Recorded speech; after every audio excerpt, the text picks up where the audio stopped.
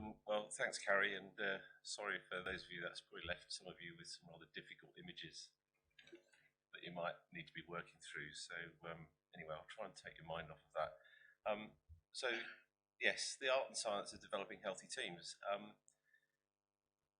Some declarations as part of the executive committee and involved with BMJ Stell and working at College of Anaesthetists with the simulation group as well as with Health Education England, just to get those out of the way. This is where I work.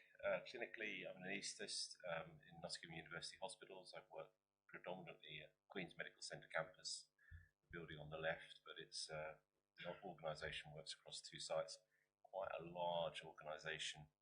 And I've had a role there for, again, the best part of 15 years as director of the Trent Simulation Clinical Skills Centre, which is based in the Postgrad Centre at QMC. And it's been, I think, a really interesting journey over that time to think about the work that we've been doing, the work we're now involved in, perhaps where we see things going in the next 5 years, 10 years. And I think the flavour of the conference over that time has sort of mirrored some of those ideas and some of that work, moving on from looking at developing individual skills and capabilities within practitioners through to thinking more about the teams, which I'll share with you today, and more latterly thinking a lot more about the conditions of how systems are organised, how work is organised, and how that influences the performances of us as individuals or in the teams with which we work. And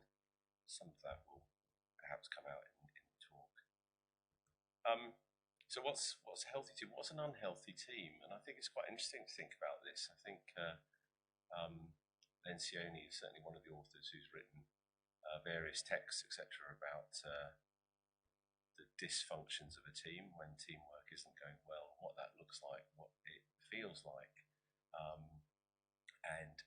I'd imagine that those of us that have worked in the NHS or worked in other environments will have had exposure and experience of perhaps working in some teams that seem to be more functional than others. And I think we're also increasingly working in conditions where any given team with which we work might have better days than others. And I think it's interesting to think through some of the attributes, some of the behaviours that we see in how those teams function and perform, and what that looks like on a good day, what that looks like on another day when perhaps things aren't quite right, and really to get to the bottom of what's behind that. And I'll come back to this slide, but just to really emphasise the fact that actually, by and large, any really effective team has to be totally predicated on having respect amongst its members and that sense of trust. Because without trust, we will never get to the ability to display some of those other characteristics around how we handle differences of opinions, how we actually commit to do the work we're going to do, and with a view to actually achieving the outcomes that we're trying to achieve for the patients that we look after, and also for, I think, for the well-being of one another, for people who are working in those teams. And actually that ability to understand what we are trying to achieve at the end of our day at work, our week at work, what those results really look like is quite interesting. And a lot of our work, we started looking at surgical teams, theatre teams, and it was really interesting when we were sort of talking to colleagues at work about, okay, well, what makes a good day? What makes a good day at work? You know, what is it that really feels good about a good day at work? And they'd say, oh, finishing on time, or it feels like we've done something good today. But if I asked them, for a theatre team, if I asked them about, well, actually, what the patient's experience was like and what the outcomes of the care was for the patients that had come through theatres, very rarely know that answer. It was out of their sight. They just didn't have the opportunity to find that information out, because the way that we organise collecting that information and sharing it was perhaps held by the surgical team. And actually I was reflecting that actually even as an anaesthetist, there would be times when actually I probably wouldn't know the details of outcomes of all of the patients that perhaps have been under my care at one stage or another. And you're thinking, well, actually, that makes it a little bit tricky to get teams to commit to improve if they're not really sure how well they're doing at the moment. Because what do they focus on apart from finishing on time? So it struck us that actually, well, some of that data is out of sight. Some of that data is pretty hard and further down the line, and perhaps misses some of the richness of the quality of care that we're providing and the way in which we look after each other or speak to each other. And when you talk to people, and you're perhaps we're talking about actually how do you find out about what's really going on at work, and do you do that by sending out a survey? No, you go and sit in the coffee room and listen, because that's where people are talking about what it's been like working with specific individuals, what it's been like that day, what they're worrying about the following day, next week. And some of these issues that are down there were some of the things that we were picking up, and I think that they'll be familiar to you, perhaps regardless of whichever context of work that you're in and whatever the nature of the teams in which you're working, in terms of knowing, do people really have specific knowledge around teamwork skills and behaviours? It's in every, but virtually, I don't imagine every, it's in most postgraduate training curricula, developing teamwork, being a good team player, but actually very rarely is there any training or development about that. It just sort of happens, and some people it happens a bit more smoothly than for others. So there's something about the knowledge piece. There's something about how that transitions then. We ran a workshop, really vibrant workshop about speaking up and some of the issues that are there that we all know about, and actually that speaking up piece amongst staff. What is it like? And actually speaking up from the patient's perspective, actually how do we create the conditions and find those moments where the patient's voice can be heard as well, and influence and actually give us consideration for actually how we're delivering their care, supporting their care. The opportunity for teams to learn by actually debriefing. So the safe surgery checklist in theatre teams has got debriefing at the end. How many teams debrief? Hardly any. There's a bit of a mystique about what that involves, debriefing. So some people sort of shy away from it a little bit. Most of the time it's about actually time, and people have a sort of a rigid model that actually, well, that must take place at the end of the day, at the end of the shift, whereas actually that's the time when most people are glad if the theatre list is finished on time. So finding another 20 minutes isn't necessarily high up on their agenda at the moment. So they're thinking differently about how to do that, and actually how that rolls out across the teamwork and perception of that teamwork and the climate in the team and the culture across the department and the organisation. So this is what we were starting to look at and thinking about, okay, well, perhaps the piece we need to be thinking about more is about how do we develop the abilities of individuals to actually work within teams, raising their knowledge and some of the skills that that might take. How do we actually help the teams learn and understand how and where they might improve their performance and their work? And actually, how do we just make sure that the conditions around that team, the system in which that team or those teams are working, are going to give that team a chance to optimise their performance and become more consistent, perhaps more reliable, have the ability to adapt to whatever comes through the door, and actually be able to do that well and to be satisfied by how they do that, and to be able to look after the well-being of one another amidst all of that complexity. Well described in the educational literature, and I think this conference will be very, very familiar with the ability of how we can use simulation and other modalities to actually enhance individual technical skills, individual knowledge, and the emphasis and the importance that we place increasingly on non-technical skills, or those interpersonal skills by which we will fit in and interact with one another under different settings, and whether those non-technical skills are the sort of cognitive ones about how we're reaching decisions, or the more social ones about how we're interacting with others. And that all underpins some of the elements of effective team working. I think most of us will have worked with individuals maybe who technically or knowledge-wise are superb, stellar performers, but actually some of them can be quite difficult to work with. And actually, I'd almost guarantee that that will probably be because some of their non-technical skills, some of these other skills are perhaps less well developed or less evident or are more fractious and prone to being whittled back to bare bones when they're working under certain conditions of stress or time pressure. And actually, we know what that feels like. It manifests itself in fairly familiar ways. But to get these building blocks right and to understand how that underpins the team and actually how the team then understands the work that it's doing. And I think we're often surrounded quite a lot by, not by major conflict at work, but a lot of sometimes just rather minor, sometimes slightly irritating, disruptive behaviours. I found the cartoon.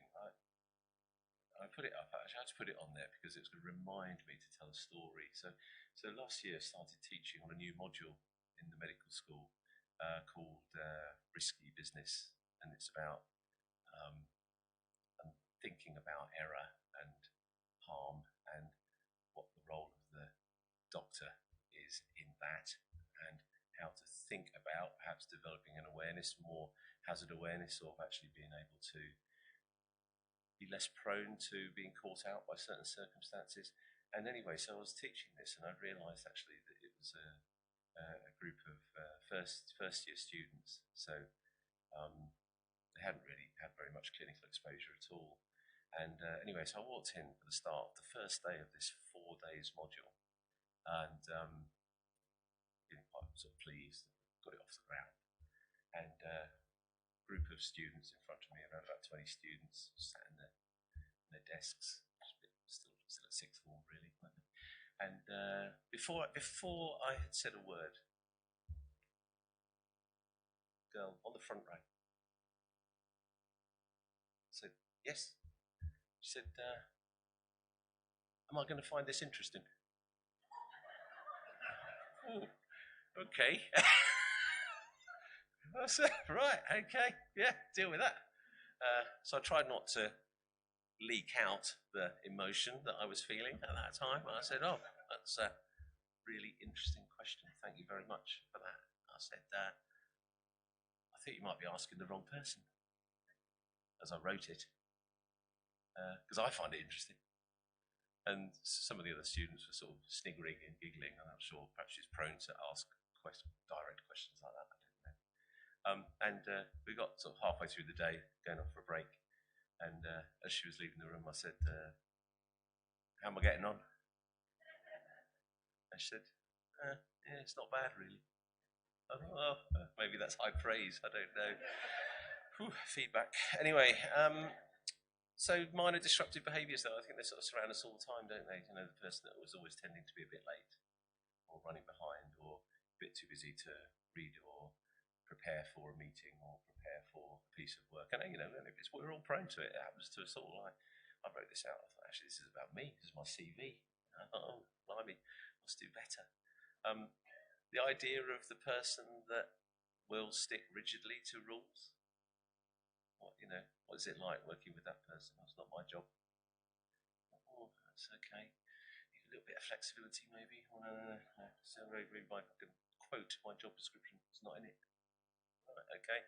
And the idea of working to rule, which I think actually came from the unions and in other industries, about actually as a precursor to going on strike, the workforce would work to the rules. Actually, the rules that we, as the organisation, will have written, and actually following the rules rigidly almost stops work completely, because you realise actually the rules aren't really designed for the work that's got to be done. The rules tend to be there to sort of perhaps protect the organisation if it doesn't quite go right. And then they say, "Why didn't you follow the policy?" Oh, because the policy is unworkable. And most of the time don't follow the policy, it's fine. So rudeness, and rudeness is something which is coming up quite a lot at the moment in sort of social media and in society and everything. And there's some quite interesting resources on this sort of website, Civility Saves Lives, and I think it's really quite interesting. It's well worth a look. I think some various sort of healthcare colleagues have put that together. It's not a bad resort. But actually that understanding that rudeness just isn't something that is in the moment. It's something that can actually have quite an impact on the performance and the ability of the recipient of that behaviour. And of course it's a gift that keeps giving, because actually having had that episode of somebody being quite rude, the next time you're with them you're sort of expecting it again. It's sort of influencing your interaction, your ability to do work with that person or in that team, and it spreads around the rest of the team. So this piece about rudeness, and it can be quite subtle, is something for us to think about. And that workshop we did around speaking up was just so many examples like this. But just look, and there's some evidence out there in healthcare and in other environments about actually how this might influence both the quality and even the outcomes of the care offered in different contexts. So actually an appreciation of something which is potentially subtle, which perhaps historically or traditionally we've sort of tolerated, is actually quite an important thing for us to look at. And actually it might be that paying attention to this when it's happening at a relatively low level would be a much better place to try and tackle it than leaving it to fester until it becomes quite a serious problem, which is then much, much harder to unpick. That piece around building trust, you know, the literature describes it pretty well in different ways. Eduardo Salas talks about those big five, the colleagues talk about the big five core of effective teamwork, and in there is some work around that, paying attention to others and that mutual support and the backup behaviours that you might need to support one another, and the skill set and the willingness not only to offer help but the ability to receive help from others. Sometimes we're not always brilliant at that, I think. So there are various sort of models by which actually that trust and the ability to deal with conflict, those little minor moments, in a constructive way, is really quite a powerful set of skills to develop, and it underpins the rest. We had a brilliant workshop.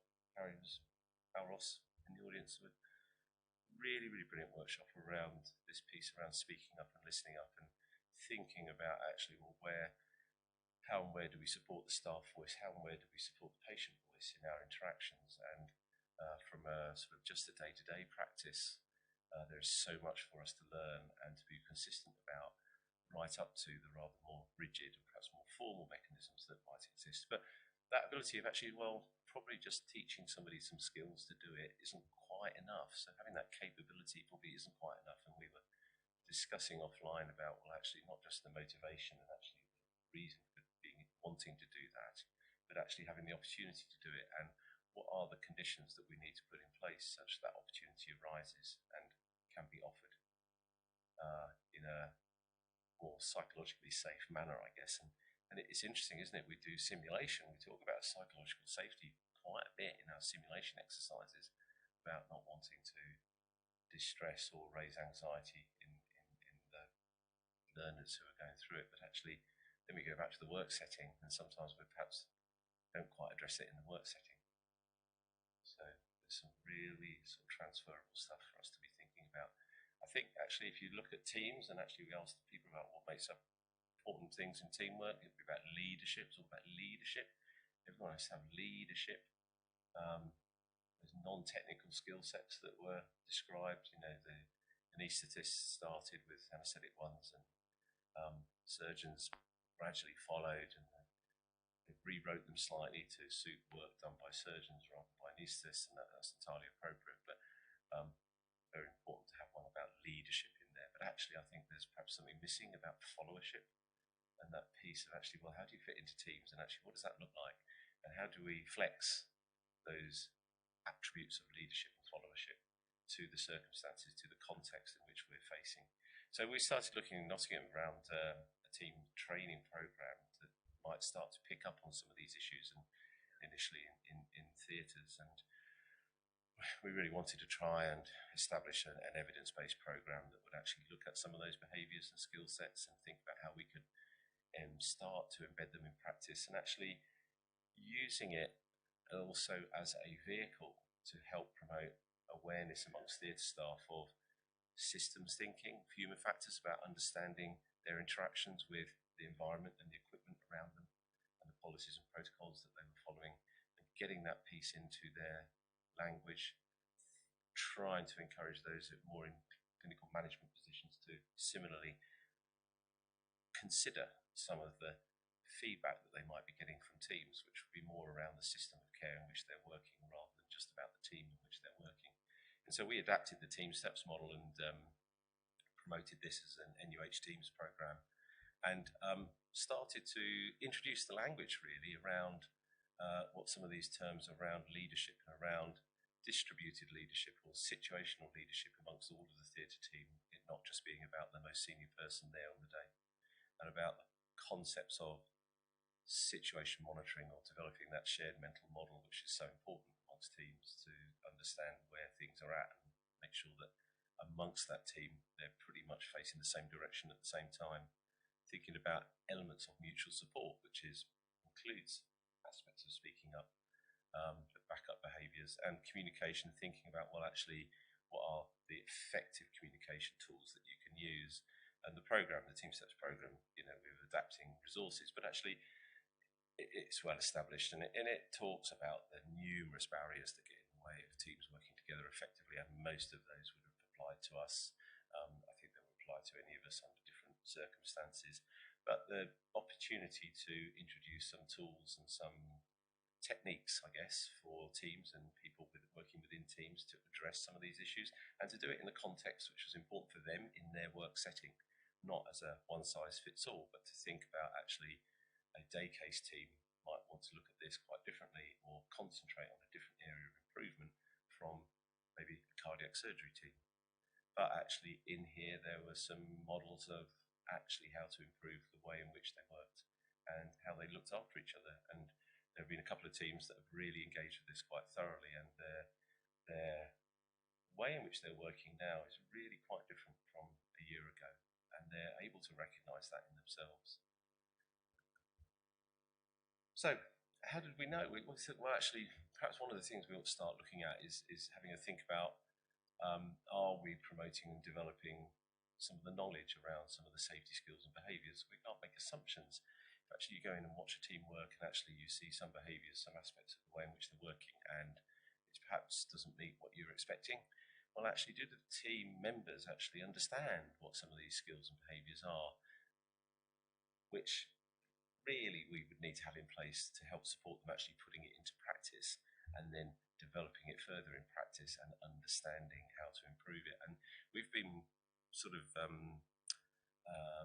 developing use of perhaps a learning needs analytic around situational judgments, which is a technique that's used for selection into medical school and in some specialty programs. But we've been looking at this, trying to frame this around safety skills and behaviours built on that Team Steps model, the NUH Teams model, and taking staff through this sort of electronically, whereby actually staff, this is not a knowledge test as such as saying, well, this is right or wrong. Actually, it's asking them to apply the knowledge in the context of a situation or a scenario, a bit like we might have in a simulation setting, and actually to get them to make a judgment about whether the response they would see down that list would be the right thing to do or the wrong thing to do. And the other thing that they're asked, they can say don't know, but the other thing they're asked is say, how confident are you in your answer?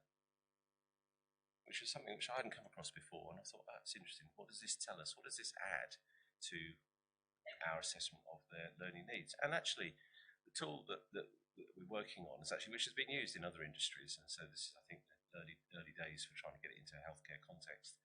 Actually, an individual will go through 10 sets of questions, and those 10 sets of questions would cover those key headings around the team steps, around leadership, around mutual support, around effective communication, etc. And then the individual completes it, and actually they get a report straight away. So that's always a surprise for people, because actually they're used to sort of filling in Datex reports or something like that, and they never hear anything about it again, ever. So they do this, and actually they can have a report back straight away. And this gives them an idea of their level of knowledge, that blue bar going across, against some of the headings that we might create. This is not from our program, this is some other aggregated data. And you can see that the black line gives an indication of what standard that is appropriate in that context. And you'll also see some little yellow gold dots for each bar, which gives an indication of their level of confidence in their answers for those headings. And this is quite interesting. So they get this little emblem at the end and something about some links to learning, which I'll show you. But the concept of this, which is quite an interesting model actually, is that, well, if you're sort of starting in a new area of work or new area of practice, probably your knowledge of the appropriate behaviours, skills and behaviours in that setting will be fairly new, fairly raw. And so actually you would start off down that bottom half, needing to develop your knowledge, your level of understanding, up until you get to a point where it's improving, and that actually in that yellow middle zone, your knowledge there can then be further improved in context and actually by feedback in practice and with coaching.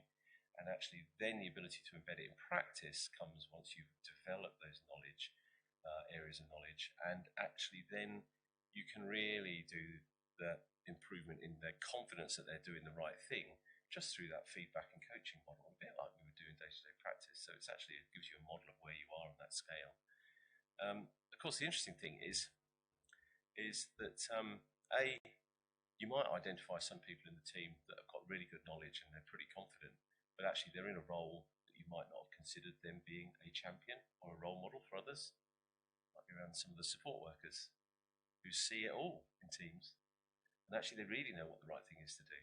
They don't necessarily feel they're in a position to influence it sometimes, but actually they could be a real pool of talent.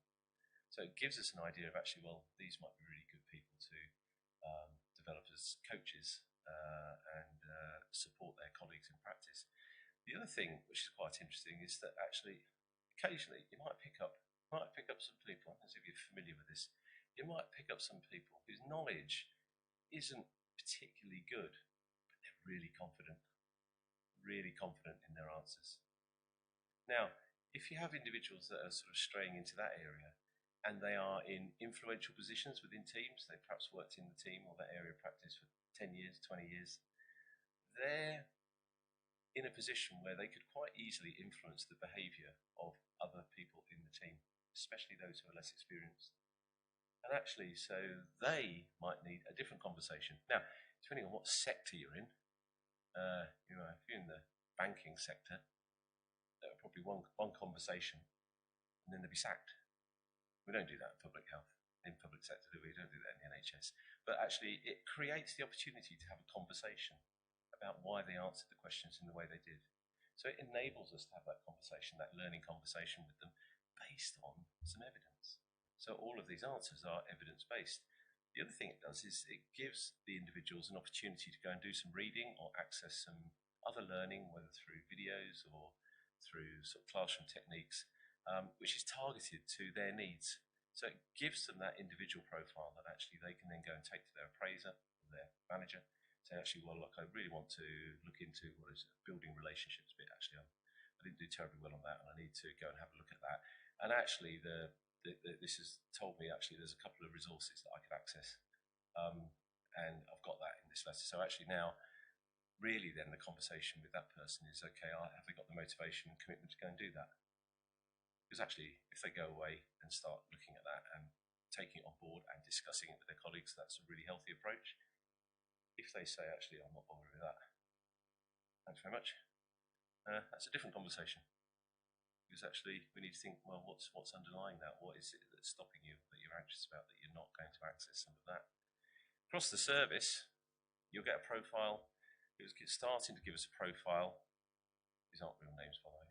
But it's starting to give us a profile that says, well, actually, not only do we have individual data, and the columns are topic headings, where individuals might need some support. Actually, if we look down those columns, there's a couple of columns, maybe C and D there, where actually across the whole team, we're maybe not quite where we want to be. So now I think we're going to put some resource onto addressing that for that team. And for one area of practice, that might be different. very different profile from a different area of practice. So I'm not going to put together a program which everybody's got to access willy-nilly.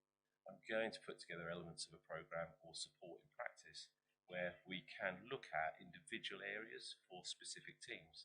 So it starts to get to a position of us contextualizing the training or the support that we might offer. And then actually at an exec level, they get that sort of assurance piece saying, well, actually, you've got a couple of there, the red triangles. Tell me what we're doing to mitigate against this. And actually, there's a plan. And actually, it helps. It should help focus and develop resource into the right place. And then if you add this into then actually, well, what else are we doing with the team training program, and about thinking about how we develop the skills within the teams to observe and feedback and reflect on their performance, thinking about debriefing a bit differently, giving them some data around that, some data around aspects of team processes and outcomes, then the team starts to get perhaps a slightly richer picture of where their strengths are, where some of the areas are that they might want to develop and improve. And the team steps bit sort of gives them a skill set by which they can start doing that. If we then back that up with some more coaching capabilities, we back that up then with some improvement techniques, then they can engage, and it's theirs to actually start to address. And so it makes that slightly more meaningful conversation amongst the team, rather than it being, well, we didn't finish on time yesterday, so that was a bad thing. Actually, it's more than that. So that's the picture that we're picking up, and actually what we see now is moving to a model where actually we're trying to generate an increasing number of lead indicators rather than lag indicators of knowing how we did last week, last month, last year. Some more lead indicators will give an indication of actually what should we be addressing, because some of these things will be more predictive of our performance. And actually we integrate that into the existing framework for governance or patient safety within a department or within a service, and link in the piece around simulation, link in the opportunities for coaching and support in a more targeted fashion, and create those team improvement groups, so the staff-led improvement rather than top-down improvement. An idea of what the team has identified, where do they want to prioritise their attention in addressing some of this, and simulation is part of the offer that we can provide to help that. So this is the sort of fabric by which we're trying to generate the conditions for teams to learn more effectively and to make use of some, all of those opportunities to better understand how they're performing, better understand actually how they're working in terms of their processes of care, better linked into understanding what some of the outcomes are further down the line. And I think those of you who saw the patient safety film just now were looking at black box ideas. So the idea of actually filming in theatres and then actually using some of that video to have a think, look back more objectively about what's doing. Well, I mean, I think those opportunities then might be slightly less threatening if we've created the language and the climate for the team to want to develop and act on that opportunity for feedback. Of course, all of that's fine, but actually, if we're not looking at the conditions in which the teams are working, then they're going to get pretty disillusioned fairly quickly. So there is something in this by which actually we will be encouraging teams to both develop a slightly better, more consistent language around systems around them and actually the conditions that they're working in, and that opportunity to feedback, and for us to escalate that at an appropriate level such that some of these features which are a bit more system-wide could be addressed. And we know that actually working in healthcare is a messy business, it's complex, it's different each day, and we need the teams to really be able to develop this capacity for adaptability and to understand some of the violations and some of the workarounds they're involved in, and actually when they might be becoming a little bit more risky, but actually understand why they're doing it and then go and look at that context to address it. Charles Vincent and Alberti wrote this book recently, Safer Healthcare, and actually in there they sort of describe this model of actually needing to understand, I'm talking about teams, but actually needing to understand the work context in which our teams are working, because some might be working in very regular areas of practice where really they want to standardise as much as possible. They want to reduce the variability in the way in which they work and some of their processes and some of the outcomes of that work. So actually they're just doing regular work, and actually they need to get really good at that. And that ultra safe area, aviation maybe, that ability to really be trained to actually have appropriate standard operating procedures and appropriate rules and be able to follow them. That's actually the world, that's what you want. Describe this in terms of healthcare, you know, well actually if you're going on holiday to Magaluf and you're on the aeroplane and the tannoy comes on and says, oh, good to have 308 passengers on board today, welcome aboard, stuff like that. We're just waiting for one person. What do?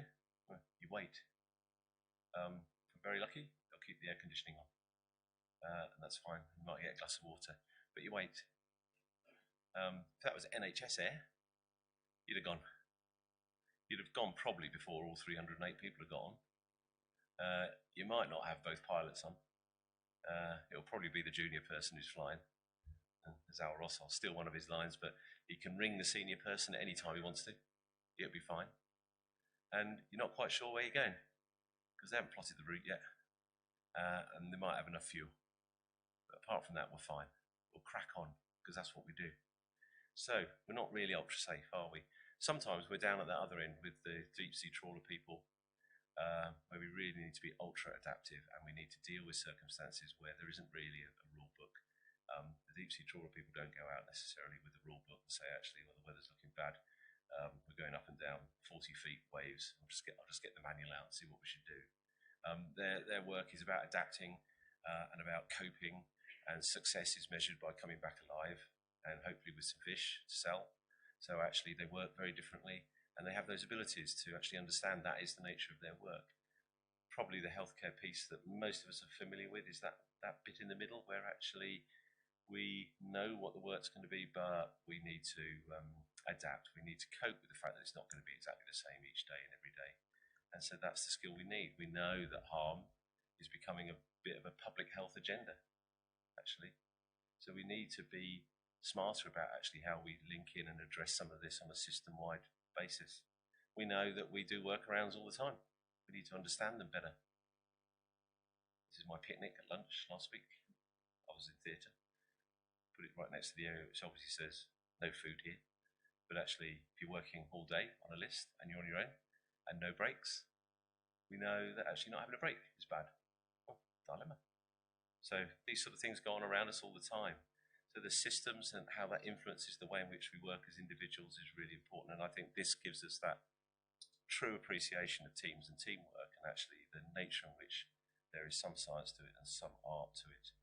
And that is what builds up the resilience that I think we need, that we're seeking. And we need to understand how to engage the staff in seeing that picture and translating it from an individual capability through to that which is described within teams and the way in which we work in our day-to-day practice, and how we assist and enable organisations to learn and improve as part of that endeavour.